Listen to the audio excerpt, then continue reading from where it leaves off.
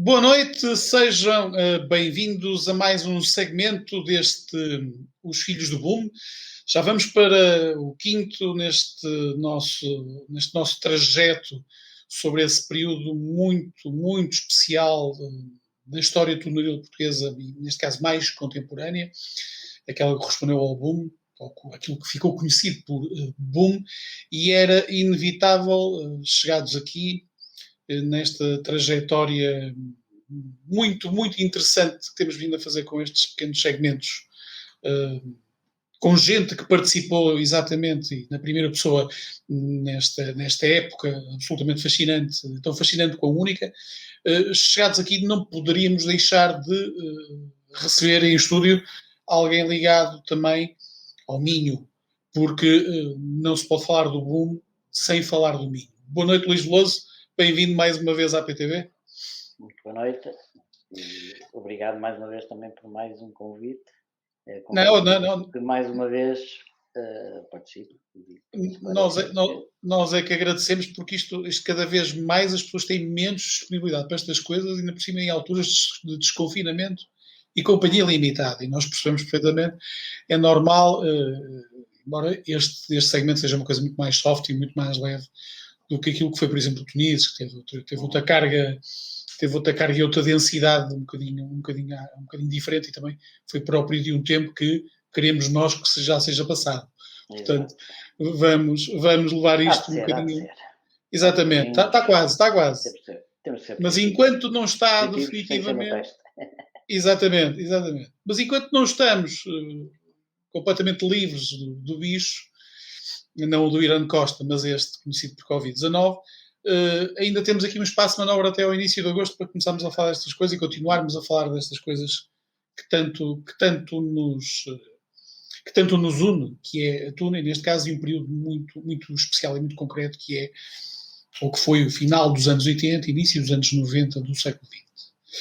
E eu queria, logo para abrir, né, que me contasses basicamente o que é que aconteceu em finais dos anos 80 na então Universidade de Minho, que penso eu, era uma jovial universidade do interior do país.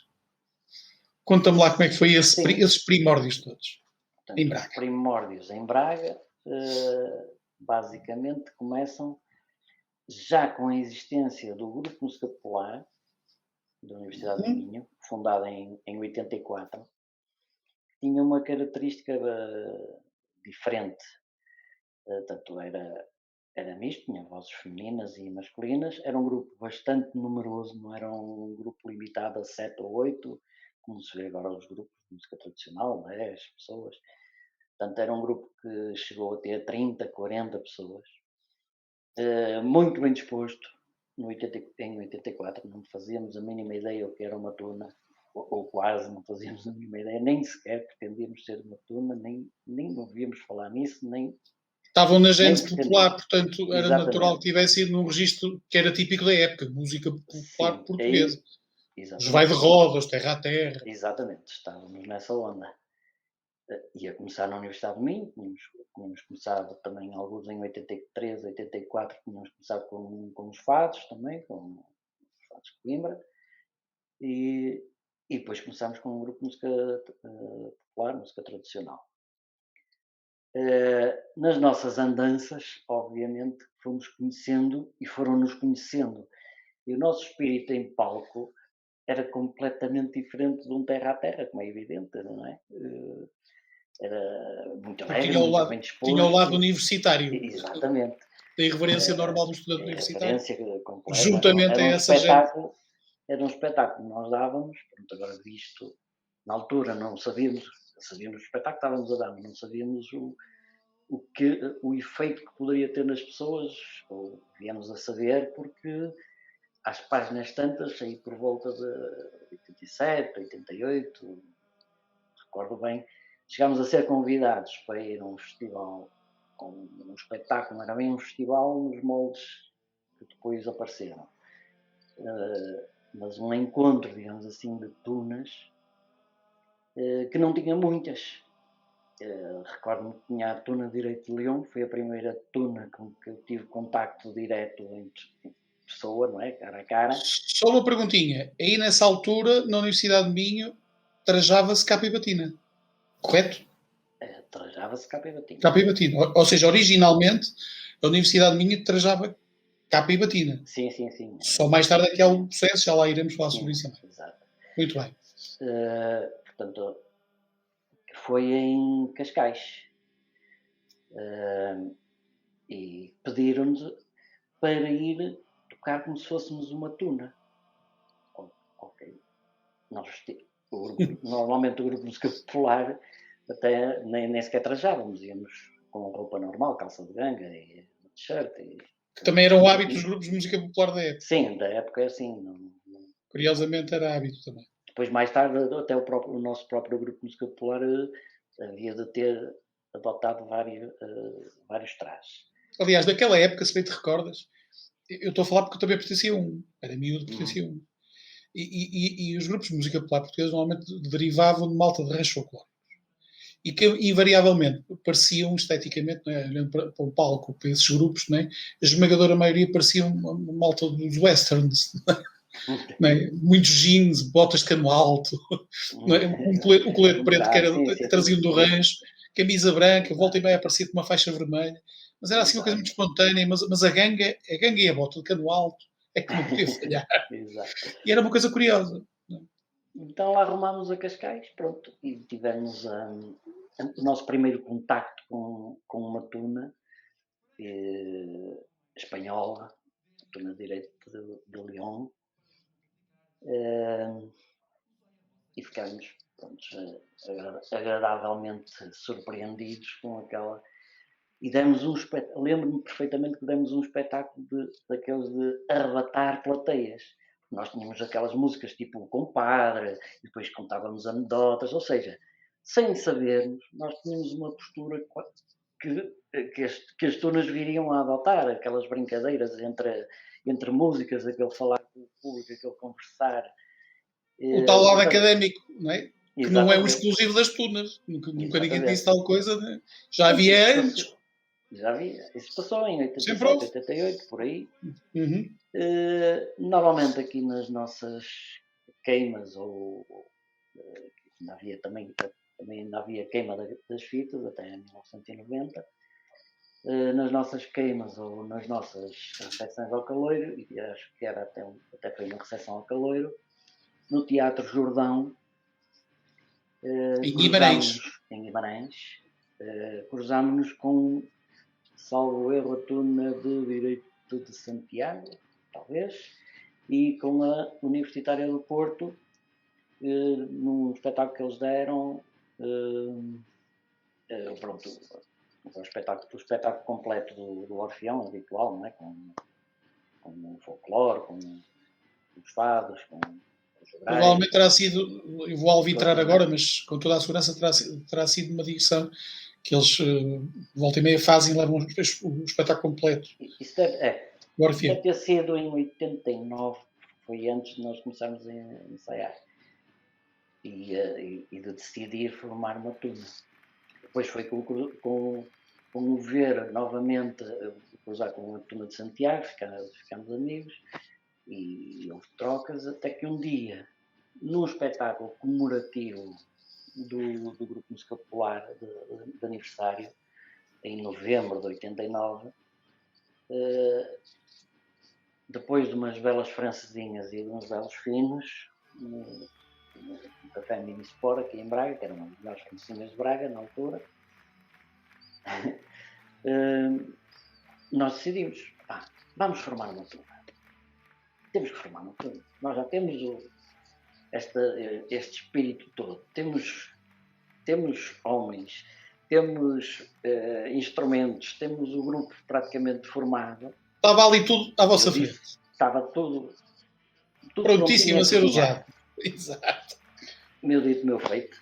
Aí começamos a ensaiar. Abrimos mais algumas inscrições para completar os naipes e começámos a trabalhar. Com o objetivo de estrear na próxima Queima das Fitas, que já não viria a ser Queima das Fitas, viria a ser o primeiro enterro da gata, em 1990. 90. Exatamente. E já existia a Arcum na altura, a Associação Criativa e Cultural da Universidade do Não, Minho? não, a Arcum aparece Explica-me mais esse. tarde. A Arcum Ok. aparece mais tarde. Portanto, nós fazemos a nossa estreia. Também é importante descodificar esse momento Portanto, naquilo que é a importância a base de tudo está no grupo música popular. popular. Pronto, obviamente nos fados, mas neste caso não tem muita importância porque não foi. Tem importância pelo lado musical. Não tem importância. Sim, pelo lado musical. Pelo lado musical tem muita importância. Se fores a ver, né? Se fizermos um rewind, até tem importância. Estou ligado aos fados de Coimbra. Naturalmente, né? Muito antes, não é? E tens ali um background, uma fonte, obviamente, que é extremamente importante. Quando fizemos o primeiro retiro, e já lá vou, pronto. Começámos os ensaios em finais de 89, com o objetivo de estrear na próxima queima das fitas, na próxima enterro da gata, que ainda na altura ainda se estava a estudar o que era. Temos que estrear. Ponto final. Este é o objetivo, senão nunca mais vamos a lado nenhum. Esse foi o objetivo. Ou vai ao racha. Em maio. Ou vai ao racha. Então, decidimos marcar em fevereiro um retiro espiritual. E espirituoso também. No Gerês. Daí a nossa primeira música. O Gerês Tónico. O Gerês Tónico. Foi completamente composto lá. Na altura ainda nem sequer tínhamos uma letra. Depois arranjámos. Não tínhamos uma letra para ensaiar. Eu até peguei numas quadras de fados de Coimbra, não sei o quê, para encaixar lá e tal, não sei o quê. Isto no Gerês. Depois chegou uma letra e nós encaixámos a letra e agora cantamos, não é? Portanto, e a partir desse retiro, pronto, marcou-se objetivamente e vamos mesmo estrear. Entretanto, dá-se o processo da organização do enterro da gata, do final da queima das fitas e do enterro da gata. E, paralelamente... 1990. Em 90. E a vossa estreia é exatamente em maio no enterro da gata, no primeiro enterro da gata em 1990. Exatamente. Maio. E é provavelmente aí que vem a data depois do Fitu. Exatamente. Tem a ver com isso. Sempre. Ok. Sempre em maio. Depois por questões logísticas de teatro-circos e...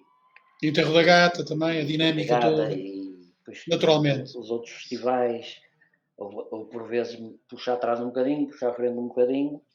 Sim. Mas basicamente maio marcou sempre... Maio maduro maio. Maio maduro maio. Ao fazer esse processo do novo enterro da gata, paralelamente desenvolveu-se o processo do traje. Falaste ao bocado. Mas não te esqueças do que vais dizer. Não te esqueças, vais dizer do traje, porque há aqui uma coisa interessante que não é de sumenos importância. Que eu também queria que me contasses, porque também tem a ver um bocado com a gênese da tua Universidade de Minho, tudo que eu sei. Que é uma célebre digressão de autocarro à União Soviética.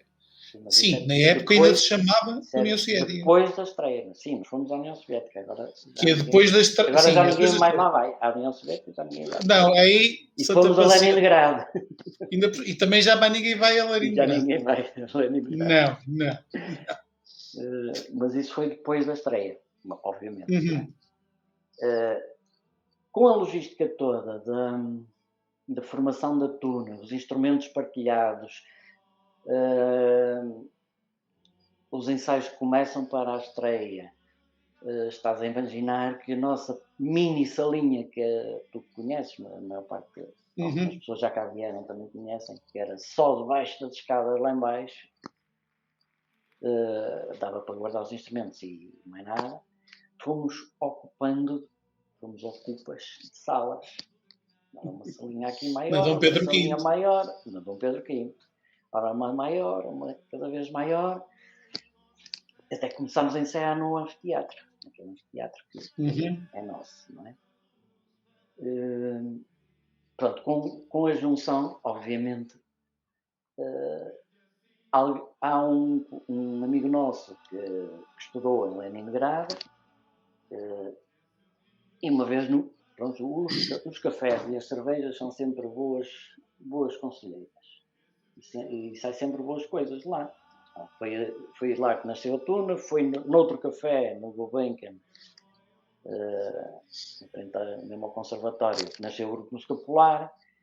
Foi noutro café no Tulipa que nasceu a Arco. Portanto, os cafés para nós são sempre... E os finos, não há nada como os finos para fazer as coisas aparecerem. Isso é muito Braga.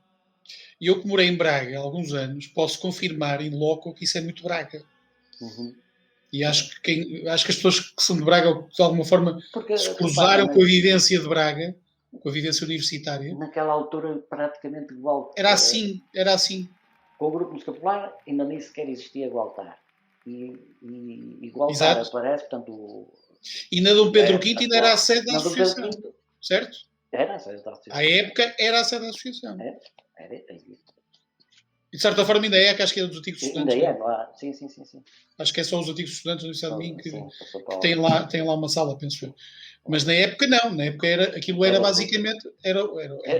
Quando nós começamos era a Meca, quer no Grupo Música Popular, tínhamos pedido muitas vezes, no início, os instrumentos até ficavam guardados em minha casa, na parte dos instrumentos, que era do outro lado da rua, na rua Dom Pedro V. Íamos só lá, pedíamos ao guarda noturno para nos abrir a porta e íamos para lá ensaiar. Com autorização. Isto em paralelo, não é? E um bocadinho à frente, entretanto, começam a nascer os outros grupos que toda a gente também conhece, né? Que são subejamente conhecidos, que curiosidade ou não, ou coincidência ou não, também têm todos a sua sede praticamente na Dom Pedro V ainda hoje. Sim, depois é curioso. Depois da nossa conquista. Isto é uma espécie uma espécie de Silicon Valley, né, das tunas de Braga. Aliás, no nosso caso, lançaste a ideia da gênese da Arco, e eu estava mais ou menos a tentar explicar. Sim. Depois deste trabalho todo, não é? Segue o caminho como tu achares. Portanto, eu estou aqui a levantar as pistas para a gente falar. Exato. Eu vou gravando e depois vou tentar não direcionar. E tu vais-me pondo na ordem. Portanto, com essa logística da formação da turma, portanto, temos o Grupo Música Popular e o Grupo de Fado já a atuar em serenatas e surge a tuna a ensaiar. Portanto, mais espaço, mais instrumentos, aparelhagem, porque nós decidimos comprar uma aparelhagem, porque sempre que íamos dar um espetáculo, era sempre uma barracada, saíamos os altifalantes assim, feira, não é? Da feira, era cada barracada que uma pessoa, não, tanta trabalheira para depois estarmos a tocar assim, não, compramos uma aparelhagem. E fizemos a nossa estreia, pronto, não esquecendo a questão do traje, para ir direto à Arco.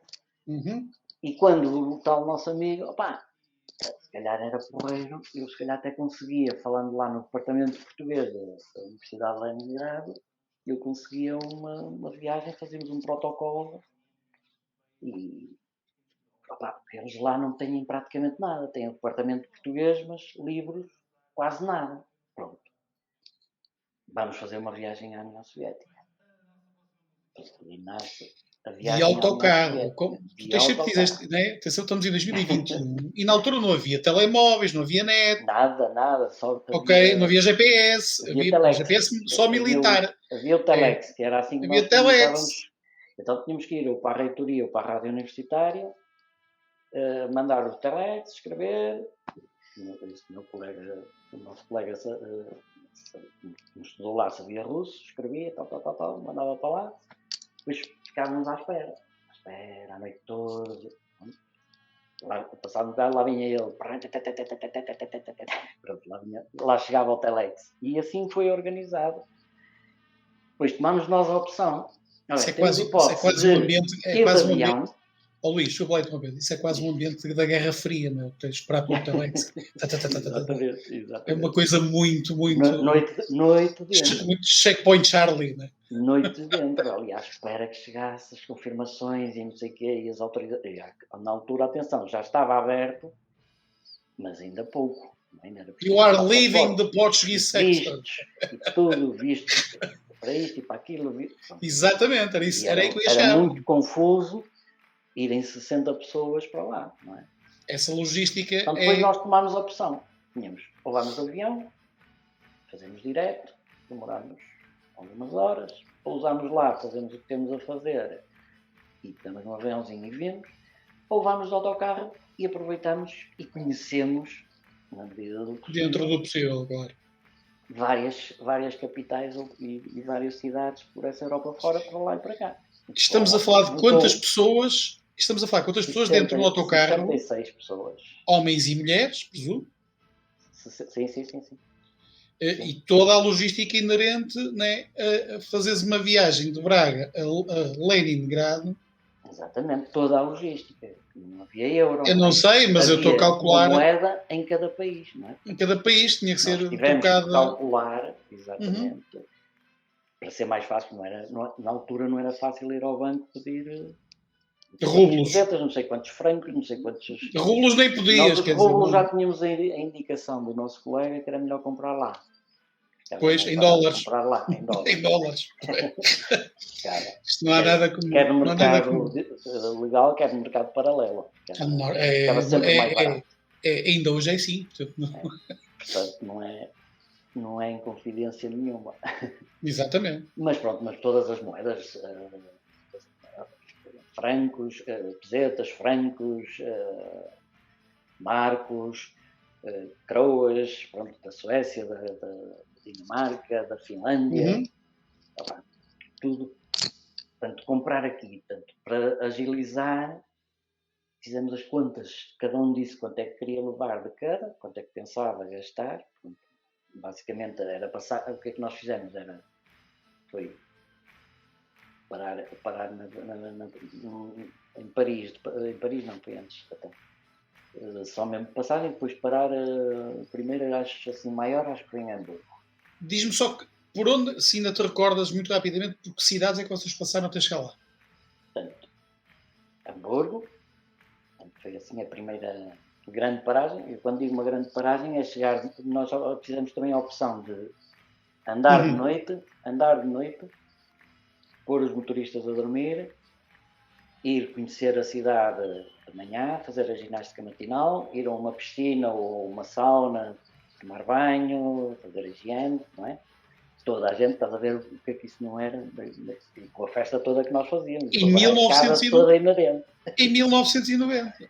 Eu saí de uma caminhonete de 2 andares, assim toda a gente ficava, amanhã não é? Mas depois da Finlândia para a frente. Da cortina de ferro para lá. Exato, incluindo a Finlândia, que era muito atrasada nessa altura também. Sim.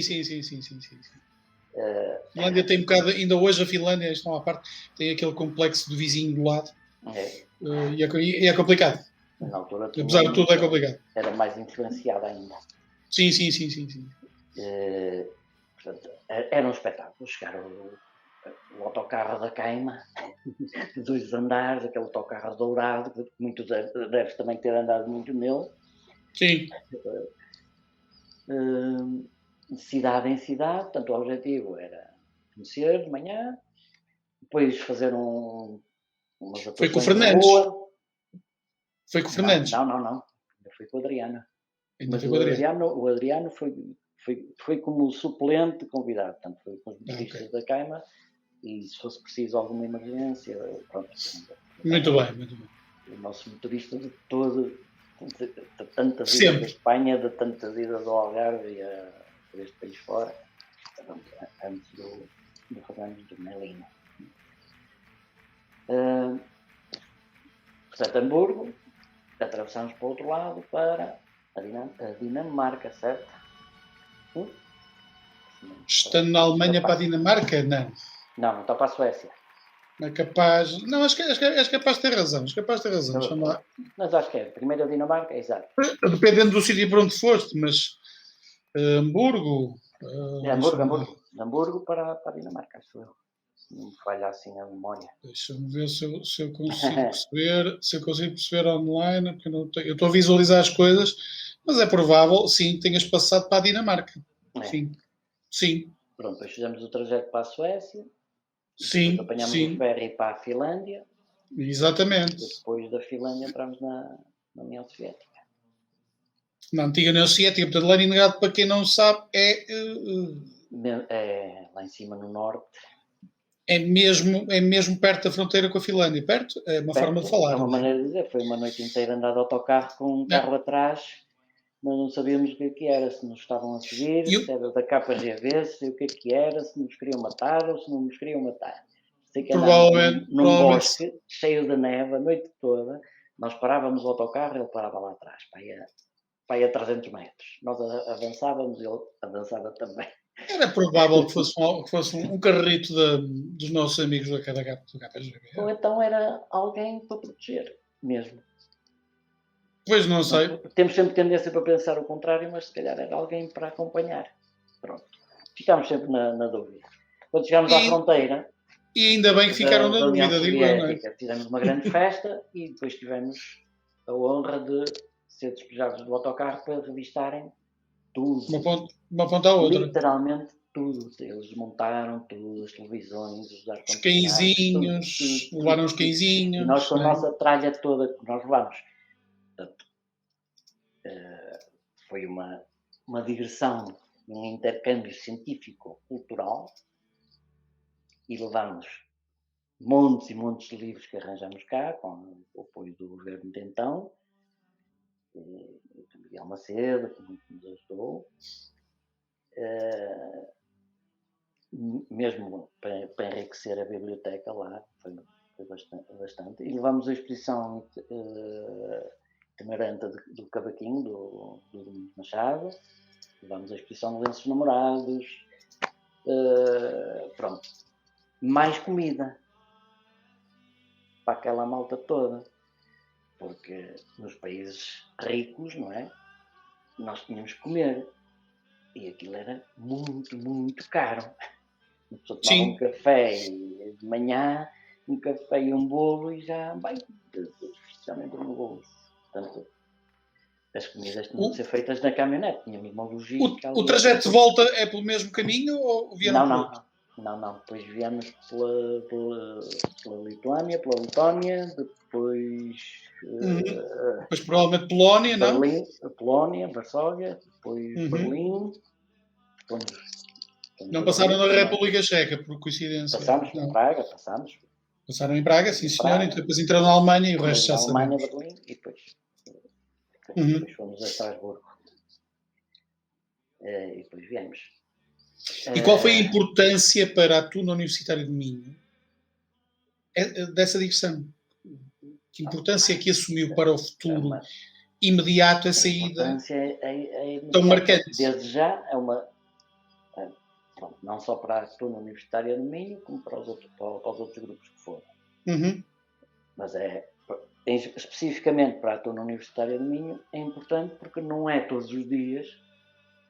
Não foi certamente todas as tunas nem tiveram essa oportunidade de, no ano em que fundam, não é? Em que é feita a fundação da tuna, ter a oportunidade de estar praticamente um mês metidos no mesmo sítio, a conviver, a gerir emoções e isto e aquilo, a criar laços para os mais novos. Aquilo era caso para dizer ou foi caso para dizer, quer dizer, ou corria muito bem ou corria muito mal. Pois, e correu muito bem. E nesse aspecto uma gestão de recursos humanos e psicológicos, pronto, porque há alturas de cansaço e há alturas que depois é preciso tomar opções, tomar decisões.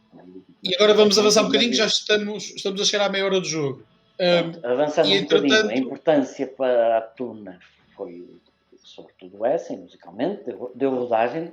À conta disso, nós antes tínhamos feito uma digressão nacional a tocar pelos parques de campismo todos daqui até ao Algarve, portanto, em agosto, para angariar fundos para ir à Rússia, em que nós propunhamos eles deixarem-nos lá pôr as tendas, tocávamos à noite e depois, por exemplo, na Figueira, na Nazaré, por aí fora, por aí abaixo, tocávamos à noite para o pessoal do parque de campismo. Ficavam todos contentes, também nunca ninguém tinha visto, quase ninguém conhecia uma tuna, não sabia lá bem o que aquilo era. E vinham aqueles moços ali todos animados, não é? E a dar um espetáculo. Adoravam, era sempre. Depois íamos para as ruas dessas cidades, ou da Figueira, ou da Nazaré, por abaixo até o Algarve, é Faro, de chapéu na mão, a pedir. E fizemos bastante dinheiro. Verdadeiro correr lá tudo. E durante a digressão também, que foi muito importante, aí nos países ricos foi uma maravilha, porque eles davam dinheiro que para nós era puxado. Nós tínhamos um saco de plástico de compras com moedas de uma crona, uma não sei o quê, que na altura valia 60 escudos, ou 100 escudos, ou 200 escudos, era assim uma coisa. Claro. Assim, não era dar 5 cêntimos. Regressados à pátria-mãe, não é? Tu na Universitária do Minho. Deparámos-nos com uma sala toda desarrumada, com toda a logística que tivemos que ocupar, o dito cujo anfiteatro, e pensamos, ora bem, se temos esta logística toda, se tivermos esta capacidade para organizar isto, vamos continuar a unir esforços e instrumentos e salas e aparelhagens e não sei o que mais. Aí já com o traje que hoje tem. Sim, o traje vem antes. Portanto, temos a questão do traje, a adoção do traje, que depois também tem uma variante, né? Que é a inclusão do bico vermelho. Exato. Portanto, quando nos deparamos com isso, foi aí a decisão, ao chegar, de formar a IARCON. Só para rematar como é que aparece a IARCON. A IARCON aparece da junção e do aproveitamento desta logística toda para depois montar saraus, não é? Já com fados, com popular. Ou seja, montar um espetáculo completo, digamos assim. Exatamente. E quando aparecem também, nascem, por exemplo, os jograis. Da IARCON também. Os jograis nasceram para contar em versos, em rimas, em quadras, dizendo, as histórias e as historietas de tudo o que aconteceu na caminhonete, nas viagens, de todas as tropelias que nos aconteceram durante toda a viagem. Foi assim que nasceram os jograis. Portanto, começaram por fazer crónica. Fizemos um jantar, que na altura não havia telemóveis, fizemos um jantar para trocar fotografias. Um mês depois de chegarmos.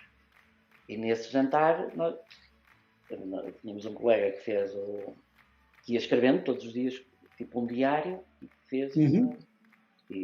fez uns Lusíadas da nossa viagem. Era o que eu ia dizer, era uma crónica, não é? Uma viagem ao comunismo profundo. Exato. By Arcon. E assim nasceu, e assim se decidiu fazer nascer a IARCON. Portanto, e depois começa em 91. Começa a grande odisseia daquele que é um dos mais importantes festivais de tunas que existem em Portugal, com caráter anual e internacional, que é o FITU Bracar Augusta. Vamos apimentar um bocadinho a conversa. A adoção do termo FITU, que é um acrónimo, quer dizer, é um acrónimo como outro qualquer, não carece de direitos de propriedade intelectuais ou autorais, porque é um acrónimo, mas na altura deu alguma celeuma neste caso, com a organização do FITU Cidade do Porto, ou se não foi uma celeuma assumida, foi uma celeuma, digamos, velada. Mas houve ali algum frisson. Ultrapassado esse episódio, que também vale o que vale, vamos convir, não é? O que interessa ter aqui é o nascimento de um grande certame em Braga. Como é que isso acontece? Acontece, exatamente, porque nós fomos à União Soviética em outubro e em novembro fomos convidados para o FITU, do Porto. Logo no primeiro ano nós tivemos logo assim um ano em grande. Foi logo em grande, tal. E com esta tal capacidade de organização, nós somos capazes também de organizar um festival de tunas. Portanto, agora temos uma tuna, somos também uma tuna. Temos o grupo escapular, temos a tuna. Eu não quero falhar, mas deve ter sido seguramente nesse FITU de outubro, novembro de 90, a primeira vez que eu vi a tuna na Universidade do Minho. Com toda a segurança.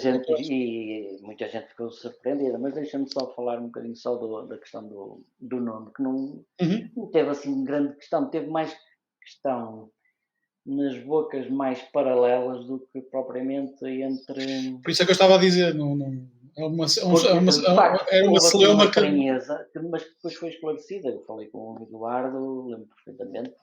É o chamado não assunto. Não foi propriamente pedir autorização, porque não tinha que pedir, mas foi explicar. Claro. Isto é como o Grande Prémio de Fórmula 1. Portugal, Grande Prémio É de um Fórmula 1 da acrónimo. Bélgica. Pá, Festival pronto, Internacional Túnel. É o acrónimo de Festival Internacional Túnel Universitário. pronto. E Não, depois não há embora tenha grande. havido gente na turma do Orfeu que não tenha gostado muito, e pronto, paciência. Naturalmente, mas isso é um Obviamente direito que depois é um criou direito, algum atrito com alguns membros é um direito que da nossa acede, turma, mas é um direito que uma coisa acede perfeitamente. no Portugal democrático é uma coisa que ainda é um direito, que as pessoas não gostarem e manifestarem-se, desde que seja com. E a ideia foi essa, era mesmo a minha ideia, não posso falar pela cabeça dos outros, mas a nossa ideia, mas eu falando em mim, porque eu sou À época, a ideia geral ou generalizada. Era exatamente isso. Ora bem, só há um. Pronto, havia também em Coimbra, mas já tinha também nome próprio. Porque E não? lembras-te que Tunas é que Agora que foram ao vão primeiro. aparecer tunas. Tu lembras-te que Tunas é que foram ao primeiro Fito Braga Augusto? Apanhaste-me agora. Mas lembro-me algumas. Ora, manda aí, quem é que foi? Queres ajuda? Pode ser que Quem eu é que posso te foi? ajudar, pá. Podes-me Eu ajudar. posso te ajudar, pá. Podia Posso. ter posto aqui um livrinho ao lado e sabia de cor. Posso. Não foi a Turna Universitária de Porto, foi? Foi a Estudantina. Foi a Estudantina Universitária de Coimbra. Foi. Terá ido Évora? No primeiro. Então, no primeiro acho Eu estou a perguntar, não estou a afirmar. não, acho que não. No primeiro Ok. acho que não. E a Tuna da Internacional de Lisboa, que era mista? A Tuna da Internacional, se não foi ao primeiro, rapaz, Foi seguramente ao segundo. seguramente. E o resto era tudo Tunas espanholas. Aliás, o Fito Braga era Augusta, estamos com Não 36 era minutos e tudo. temos. Não era tudo. Sim, convém dizer Mas que na à altura, época à era época, muito difícil fazer o Festival de Tunas só com Tunas eram portuguesas. 2 dias, mas eram, quer aqui, quer no Porto, mas eram 2 Exatamente, dias. fosse onde fosse. Eram quase 15 tunas, não é?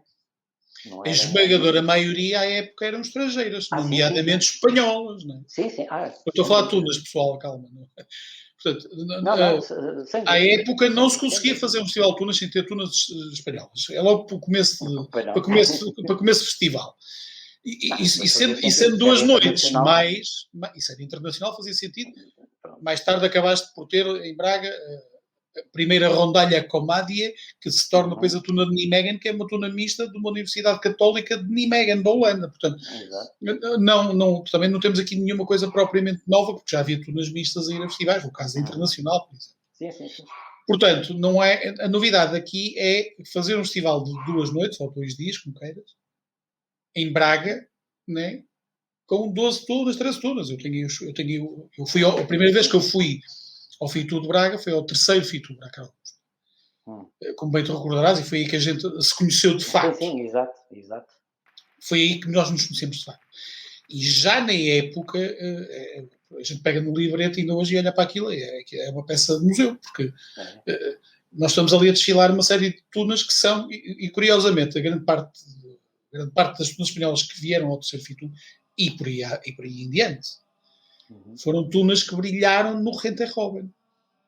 Sim. No famoso concurso de talento espanhol, onde também nós com aquela amizade que tínhamos da Tuna de Santiago, também acabámos por ir em 90, a seguir à estreia, alguns em junho, julho, acabámos por ir a Santiago tocar também, foi um festival.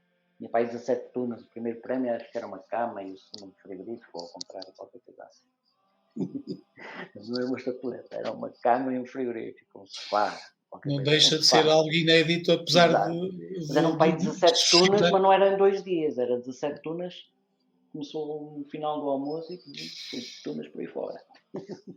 Eu penso que estarás a falar do. Começámos a ganhar cartõezinhos. Eu penso que estarás a falar do festival que eu vi em Santiago, eu não quero errar.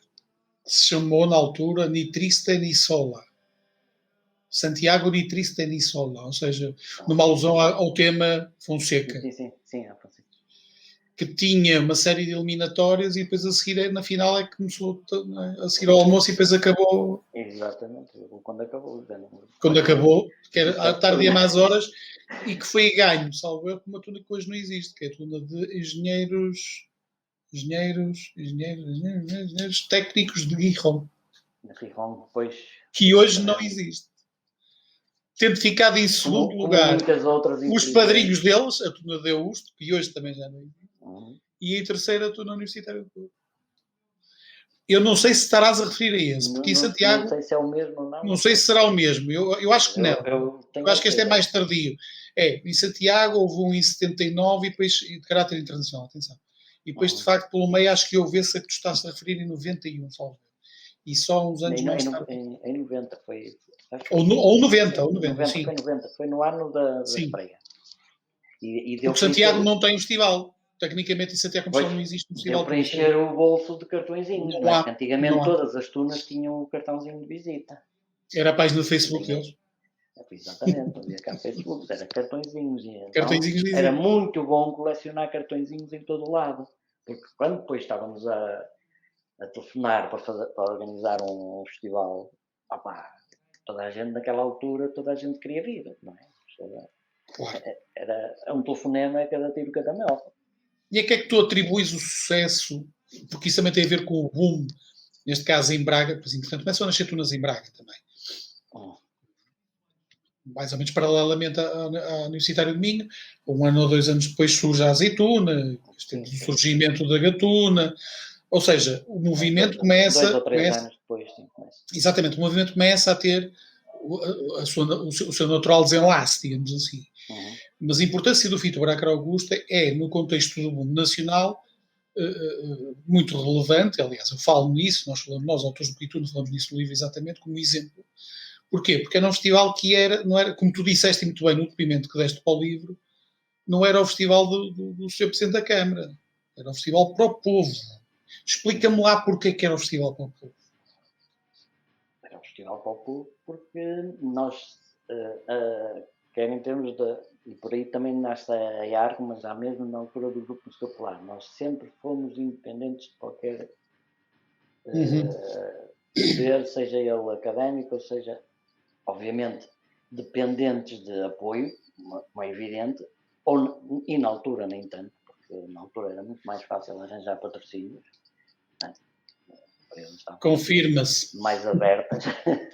Confirma-se. Estavam mais abertas e havia... era o tempo das vacas gordas. Exato. Estavam mais abertas a isso.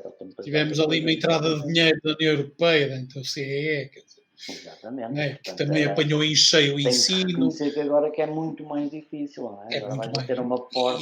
E há mais procura e a oferta é menor. Mas adiante. O Bracar Augusta não era o festival só, como tu disseste nesse primeiro para o Quituna, para ir à Câmara Municipal receber as honras camarárias. Não. Também levaram o Fito Bracar Augusta à rua, usando o exemplo espanhol, com o Passacalhas, o Largo do Paço, toda essa envolvência. Isso sempre foi uma preocupação que se foi alargando ao longo dos anos, não é? Quer os convívios, não é? Quer o Passacalhas, que é tipicamente tirado do espanhol, não é? Do modelo espanhol.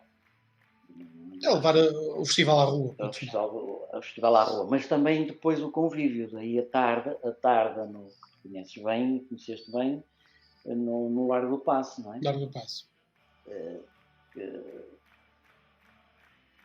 Que hoje em dia também já é um bocadinho mais difícil de fazer, infelizmente, porque não estou a falar por causa da pandemia, estou a falar do hoje em dia. 2019. Portanto, nós estamos em 2019, não é? Começa a ser difícil porque as pessoas começam a não reconhecer a história e a importância das coisas. E o grau de respeitabilidade em Braga também já não é o mesmo que é no resto do país? A própria instituição já acha que é um bocadinho degradante ter ali as pessoas e tal. Ok. Que aquilo é um monumento e tal, não sei o quê. Ao fim de, portanto, meu caro amigo, de 30 anos ou de 21 era isso que eu ia dizer. Ao fim de 30 anos, durante 30 anos tem um jeitaço do caraças a malta das coisas.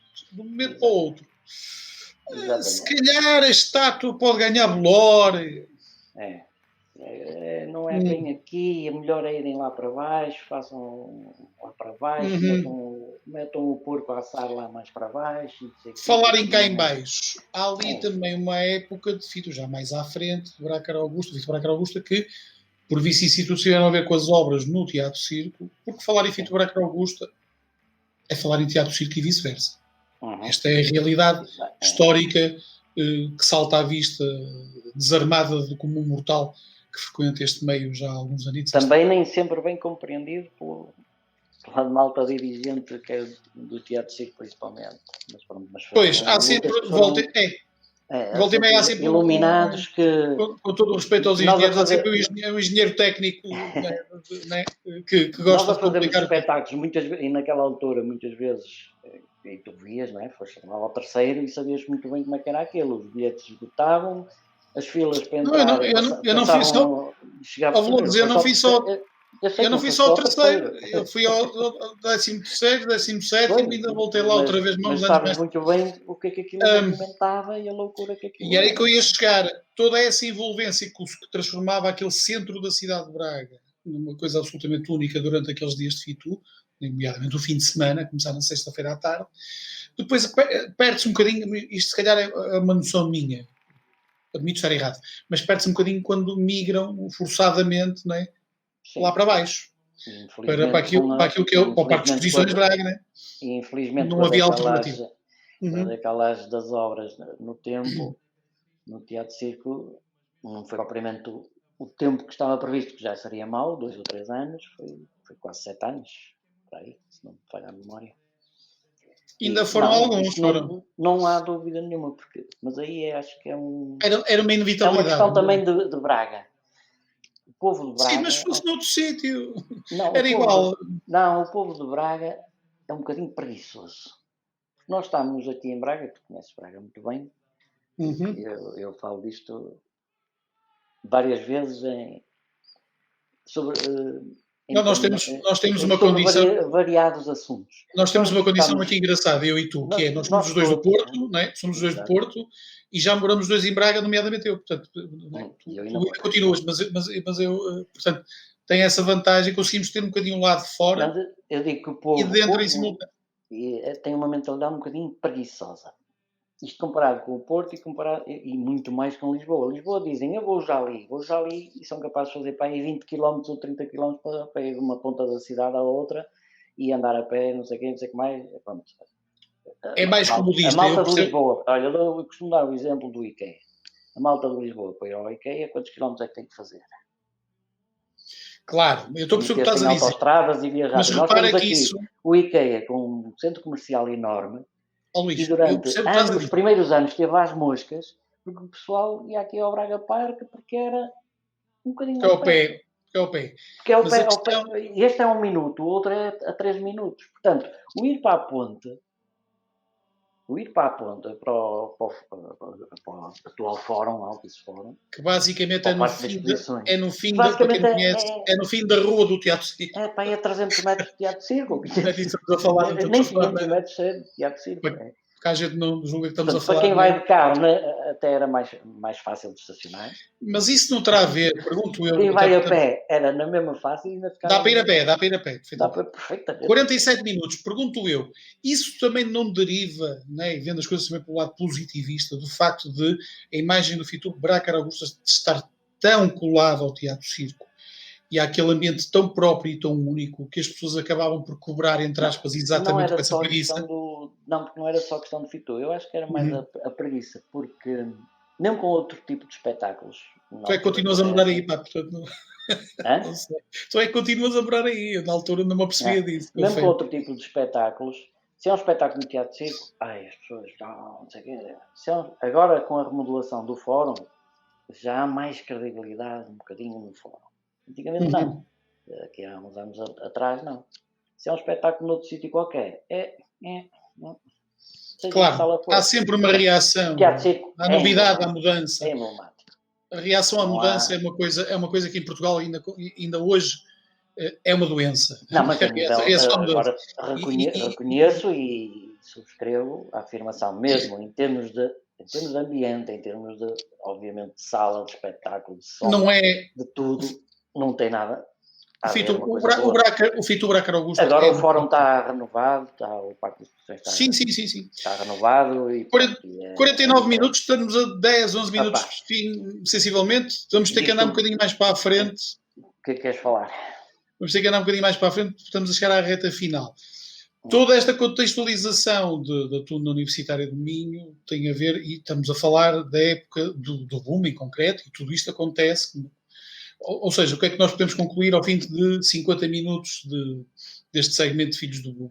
É que a Tuna Universitária de Minho consegue condensar num período de tempo muito curto tudo aquilo que veio a ser a gênese, não é, da refundação da Tuna a nível nacional, neste caso em Braga. Porque acaba por ser o molde de onde partem praticamente todas as outras subsequentes e que vêm a surgir na cidade de Braga. Incluindo a adoção do próprio trás. Do trás, não é? Curiosamente. Portanto, esta é a grande conclusão. E aí podemos falar um bocadinho também do trás, já que o caso escapou porque eu derivei. Sim, podes só dar, se tiveres num minuto, se consegues condensar isso. Exato. Minuto, aquela história do grupo música popular ir disfarçado de Tuna ainda foi de capa e batina, que era o traje que se usava em 88. Depois, quando houve o enterro da gata e a adoção do traje pela academia, o tricórnio. O tricórnio, foi feito um referendo e depois nós, a academia adotou isto, nós democraticamente também não vamos andar aqui em conflitos com a academia, não é por o facto de eu ser mais velho e não sei o quê, já debatemos isto quando foi do referendo, não vamos voltar agora, não vamos criar aqui um cisma dentro da academia, não, nós vamos andar de capa e batina e... Vocês simplesmente adotaram com as modificações que entenderam fazer e autorizadas, exatamente, neste caso pelo Cabido Cardeais, que é, para quem não sabe... Autorizadas foi um proforme, porque... Sim. Nós somos absolutamente independentes. Se não autorizassem era igual. Sim, ia dar ao mesmo. Mas eu acho muito bem, acho muito bem que isso seja reforçado. Não, e fazes bem. É uma luta do Portugal Tunas também. Que todos devemos ter. A autonomização das tunas face a quem quer que seja. E é uma das coisas que eu tento passar. Nós somos independentes de qualquer coisa. Não posso estar mais de acordo. Não estou cá para opinar, mas em todo caso fica a opinadela dada. Não posso estar mais de acordo. Aliás, subscrevo 200%.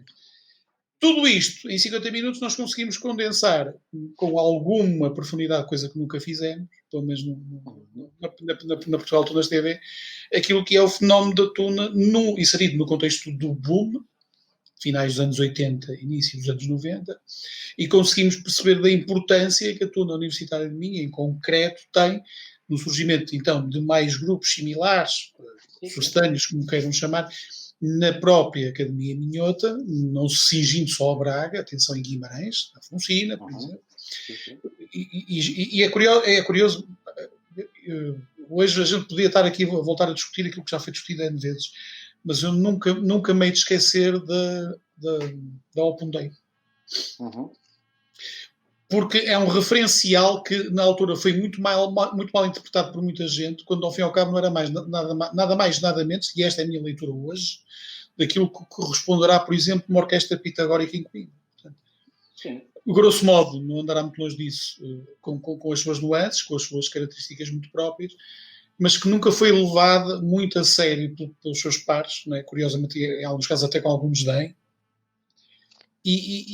Mas existiu. Eu não sei se ainda hoje são ativos ou não, desconheço, mas foi algo que existiu e que também não se pode escamotear, porque faz parte também das consequências diretas / indiretas do surgimento da Tuna Universitária do Minho em pleno boom. E é isto. Pronto, nós ao adotar, por exemplo, o traje, depois o tricórnio com aquelas modificações que fizemos, nomeadamente a adoção do bico, pronto, alguma influência espanhola na altura, pronto. Normal, não é? O que também, olhando à época, é perfeitamente normal. Visto na época, é perfeitamente normal. Pronto, diferenciar um bocadinho, porque. Até para distinguir a própria tuna dentro da academia. Exato, porque em Espanha não tem problema, porque em Espanha o estudante não traja. Não traja. Aliás, o traje espanhol é uma mistura de traje de épocas completamente distintas entre si, que não tem ponta para onde se pé. E pior do que isso, não é? O traje da tuna espanhola, a sul de Madrid é um, e a norte de Madrid é outro. As pessoas é que eram um bocado distraídas. Sim. E a adoção das meias vermelhas foi também assim teve uma razão de ser também, pronto, para além de pegarmos na cor da universidade e não sei o quê, foi também um bocadinho a revolta, espelhar a revolta da mudança de trás, digamos assim. Foi assim o nosso grito de protesto.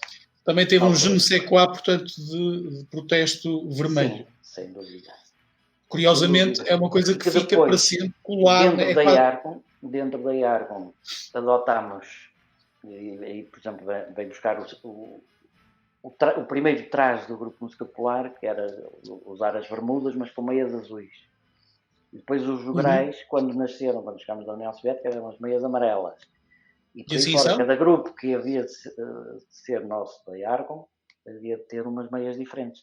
Onde acabou depois por aparecer a azeitona e adotou as meias azuis, apareceu a gatuna, as meias verdes e por aí fora, portanto, influenciámos com o colorido e se calhar as gerações de hoje dessas todas nem sequer sabem porque é que usam meias roxas ou verdes ou... 55 minutos, vamos mesmo a caminhar para o fim, fazer só uma pequena contextualização também. No caso do Boom, estes minutos deste segmento, desde o seu início, há cerca de 55 minutos atrás, abordam claramente a importância capital daquilo que é a Tuna Universidade do Minho no contexto do Boom, finais dos anos 80 e início dos anos 90. Mas desengane-se quem julga que a Tuna só surgiu no Minho nesta altura. Não é nada disto, meus senhores.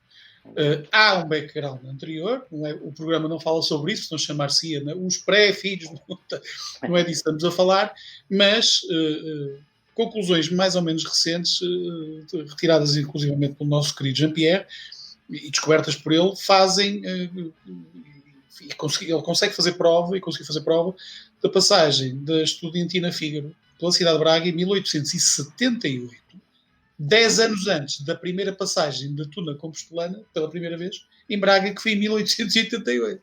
Portanto, isto é absolutamente genial. E atenção, a Estudiantina Fígaro toca em 1868 no São Geraldo, que é nas traseiras do Teatro Circo, que está em recuperação, tanto quanto eu sei. Portanto, fica mais este dado histórico, e podemos falar de mais o que aconteceu daí em diante, podemos falar um bocado, e mais perto do caso da Tuna do Externato do Infante Dom Henrique, que não sendo já é posterior. Temos aqui alguns... Na década de 40, 50 e por aí, havia a Tuna do Liceu de Sá de Miranda. Era aí que eu ia chegar. Não era a Tuna conforme vemos agora, não é? Era a Tuna conforme era a época.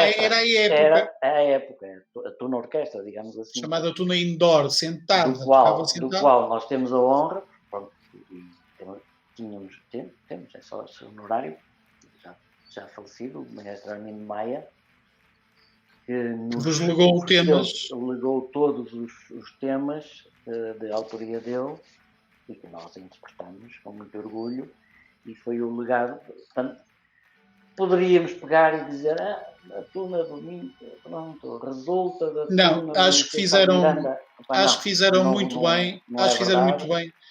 Mas mais importante que isso é reproduzimos e é muito importante. É muito importante. Como sócio honorário, agora já. Mas salvo erro, foi o primeiro sócio honorário. Sócio honorário, não, Tuna honorário. Foi sócio honorário também. Portanto, com todo o gosto, com todo o prazer e com todo o orgulho que recebemos essa enorme prenda, que é uma coisa valiosíssima, é um diamante que jamais poderemos esquecer, mas não fazemos, nem queremos, nunca quisemos, não queremos e nunca faremos dizer nós afinal já nascíamos em 1940 já existia. Não, porque aí havia sempre um problema técnico, que era o problema da Tuna do Liceu Sá de Miranda. Logo, não é uma Tuna universitária. As festas do enterro da gata também eram no Liceu Sá de Miranda. Ok, mas aí entraríamos um bocadinho naquela história que acontece com uma determinada Tuna de Espanha que diz fundada numa altura. A universidade, não é? A associação foi buscar as festas do enterro da gata que eram do Liceu Sá de Miranda. Mas vai recuperar uma tradição adaptando ao meio universitário. É diferente. Não é a mesma coisa que aquela Tuna espanhola que diz, não é, ter sido fundada numa altura e numa determinada localidade onde à época nem universidade tinha. Pois. Em Espanha aconteceram coisas fantásticas e nomeadamente esta é uma delas, ou então aquela que se dizia dispensada de usar beca por um rei. As atos távoras a beca é de 1958, 59. E o rei não era, pronto, né? Franco, ok? Estas incongruências históricas, onde eles próprios caíram, na ânsia de uma justificação. Isso houve tanta história, e tu sabes muitas, e sabes mais, já foram mais do que eu. aliás. Tantas histórias que nós, quando apanhávamos, não é? A Tuna de Direito de Leão foi a primeira que nós conhecemos, a Tuna de Santiago, depois outra, cada um contava a história da Tuna. A pessoa pergunta, não é? Para teres uma noção. Pergunta e tenta saber as coisas. Nós não sabíamos, obviamente. Todas as histórias, nós não sabíamos. Comemos tudo. Daí, durante anos e anos, nós próprios temos alimentado a história todas essas histórias, não é? Mas é curioso que hoje... E os pandeiretas, que eram os bobos e não sei o quê, pronto, não é? Mas hoje, depois de desmontadas essas histórias, quer cá em Portugal, quer lá em Espanha, porque em Espanha há também quem as desmonte muito bem, também continua a haver quem as mantenha com intenções um bocadinho... Pronto, mas não vamos entrar por aí porque o programa não vai falar sobre isso. Mas também há em Espanha quem faça essa desmontagem como deve ser. E é curioso que só muito recentemente aqui ainda encontramos uma que continua a bater na tecla de que foi fundada no século XII. Pronto. Diz que tem um documento que nunca ninguém viu. Portanto, eles vivem felizes assim... Não, porque as pessoas... mas é curioso, porque houve quem dissesse... Com a história, não é? Houve um colega nosso espanhol que instou os senhores, não é? Portanto, vocês dizem que tem um documento que prova que nasceu no século XII. Mostrem o documento, pá. E não é correto o documento para sair de Valência, para chegar cá, pá, está a demorar uma eternidade, é estar a dar a volta. Olha por Leningrado, provavelmente. Pois, se calhar.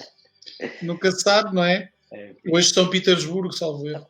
Bom. Não há nada como as pessoas contarem as histórias como deve ser e... fundamentadas. E raro manuais. Ou uma história verdadeira e correta. A ideia é caminharmos no sentido da verdade. A ideia é caminharmos no sentido da verdade. E acho que isso temos todos a ganhar com isso, por muito que às vezes a verdade nos doa. Não é? Eu próprio fui obrigado a engolir muita asneira e disparate que disse durante anos a fio. Tu disseste muito bem. Não me custou nada. Pá, é sorrir, abanar e arrepiar caminho. E é assim que a gente cresce e é assim que o fenómeno também ganha credibilidade. Pergunta final. Consideras que o período do boom foi de toda a história contemporânea e até mais antiga, vamos puxar atrás, sendo certo que a Tuna em Portugal nasce em finais, no quartel, neste caso, do século XIX, consideras que o boom do final dos anos 80 e início dos anos 90 do século XX é efetivamente o período mais importante da história geral da Tuna universitária portuguesa? Sim, não, porquê? Sim, sem dúvida. Porquê? Porque pode já ter existido, estava adormecido, não há dúvida nenhuma, sem estar a querer puxar a brasa para a minha sardinha, até porque a minha sardinha também já passou. Estava-se a sardinha. A tua sardinha é minha. Pois, não sou do século XIX, portanto, não. Não, é daquelas coisas. Vindo à Tuna não estudantil, estava a referir-te mais à Tuna estudantil, ou se fez a Tuna estudantil? Não, e a Tuna estudantil, afinal, a Tuna estudantil nasce em Portugal em finais, no último quartel, nos últimos 15 anos, 20 anos vá, do século XIX. Portanto, não. Quando falas no boom, é importante, se é o passo mais decisivo, estamos agora o momento mais importante da história dentro do contexto geral da Tuna estudantil. Da Tuna estudantil, sem dúvida. Sim, foi absolutamente específico. Pronto, sem dúvida nenhuma, porque é quase como um renascimento, mas um renascimento com toda a pujança.